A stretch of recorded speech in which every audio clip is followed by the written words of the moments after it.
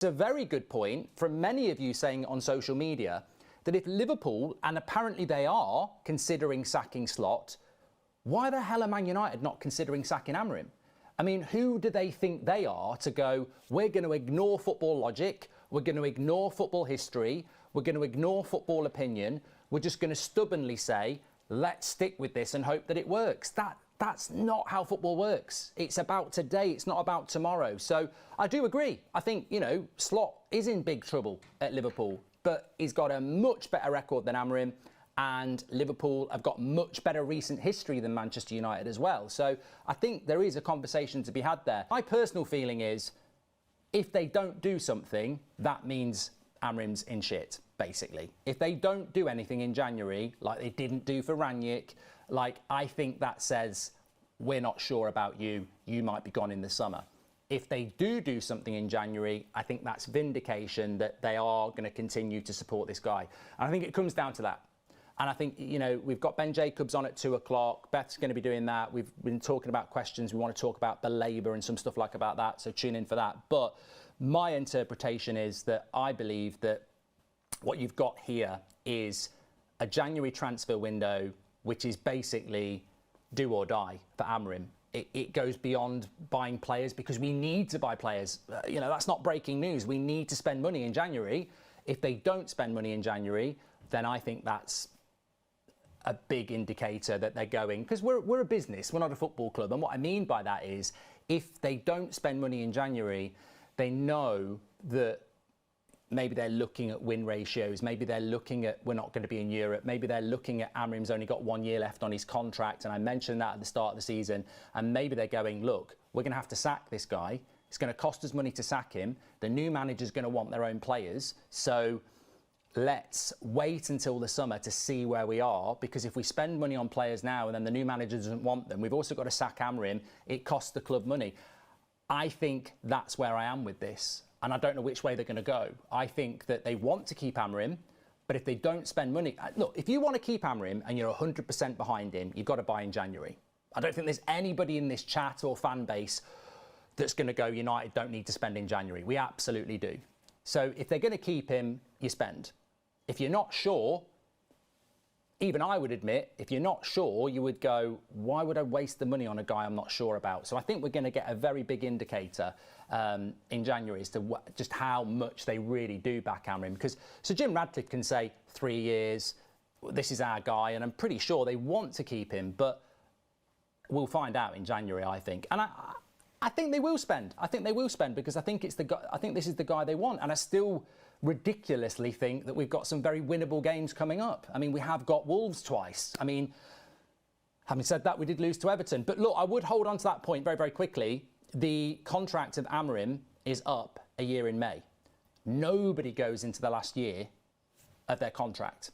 They don't. You don't do that with a manager. You don't go, let's see what happens. So they've either got to give him a new contract in May, or they've got to sack him. Because with 1 year left on his deal, and I think there is a +1, but you've still got to give the +1. So that's like a new contract anyway. So whether he's got a +1 or whether they've got to give him a new contract, they've got to make a decision on that by May, because no manager can go into the last year not knowing what's going to happen. It will make us perform worse. So that's a big key as well. Somebody just said, so why aren't you Amorim out? I mean, I suppose, look, we're a big community. I'm the person who sits here most of the time. I generate the conversation with you. You generate your own ideas. So I get it. Like, it's almost like a sounding board, isn't it? But you must have your own opinions, and you must have the strength of the conviction to believe in them and justify them. That's your responsibility. That's what this community is all about. I am not Amorim out because I look at it, and I wasn't... For me, it's like... The definition of insanity is doing the same thing over and over again. Boring, you know, we say that all the time. Sack the manager, cycle, we all know about the cycle. But I was in the same position with Ten Hag. I didn't want Ten Hag to be sacked because I didn't want to sack another manager. And then it gets to a point where you go, we've got to do it. And that might happen with Amorim. I just do not see why we should keep sacking managers. But the counter argument will be, just because Jose wasn't right or Ollie wasn't right, it doesn't mean Amorim's right. Like, you know, maybe he isn't the right guy. But I don't have the power to sack him. If I had the power to sack him and I knew what the money was and I knew who was available, I'd be more learned in making the right decision with that evidence. I don't have that evidence. But looking at it as a fan, pragmatically, I would rather we stick with Amorim, we start winning games and we start turning it around, because that will be less disruption. Another manager means another pile of shit on top of the shit that he doesn't want, another risk. You know, what happens with the players that don't perform? The best path is that it works with Amorim. Of course it is.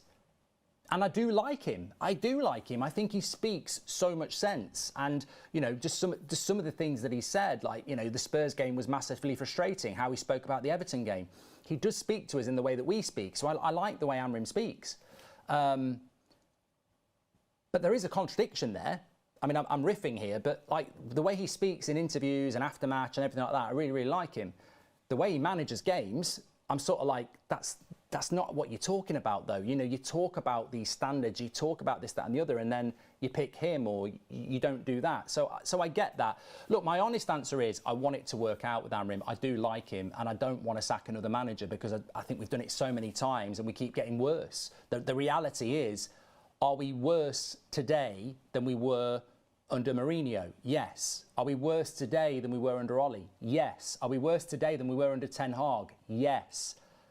So if we sack Amorim, are we going to be saying, are we worse today than we were under Amorim? It's like a pass the parcel, isn't it? We're getting worse with every manager we sack. And that's probably because the job becomes even harder with every manager you sack, because, you know, the players become even weaker, you know, because they're so accustomed to failure. So I suppose that explains it.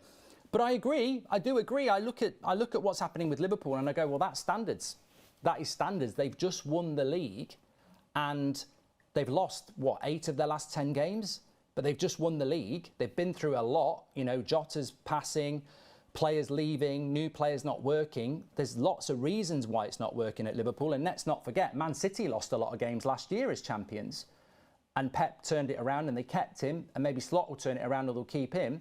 But they are considering sacking Slot. And he won the league a few months ago. That's standards. That is standards. When Chelsea sacked Mourinho after he'd won the league before Christmas, that's standards.